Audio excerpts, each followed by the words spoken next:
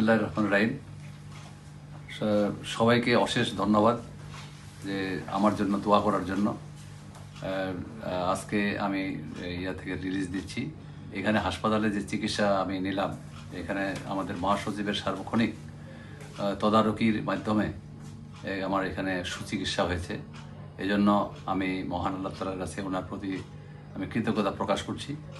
আল্লাহ তাআলা যেন ওনার ভালো করেন, যে খুব দ্রুত এই ব্যবস্থা উনি আমার চিকিৎসার ব্যবস্থাটা করে দিয়েছিলেন। আজকে আমি আমার পীরগঞ্জ এবং রানীশঙ্করের সর্বস্তরের যারা নেতাকর্মী রয়েছেন, আমি শুনেছি যে আপনারা আমার জন্য অনেক দোয়া করেছেন, মিলাদ করেছেন। এই জন্য আমি আপনাদের প্রতি কৃতজ্ঞ। এবং আমি হাসপাতাল থেকে আজকে রিলিজ দিয়ে বাসায় যাচ্ছি। ডাক্তার এক সপ্তাহ পরে আবারও চেক আপ করার জন্য বলেছেন। এই জন্য আমি ঢাকায় থেকে চেক আপ করে ডাক্তার যখন বলবে বাড়ি যাওয়ার জন্য, তখন আমি ইনশাল্লাহ আপনাদের কাছে আবার ফিরে যাব, আপনাদের সাথে দেখা হবে।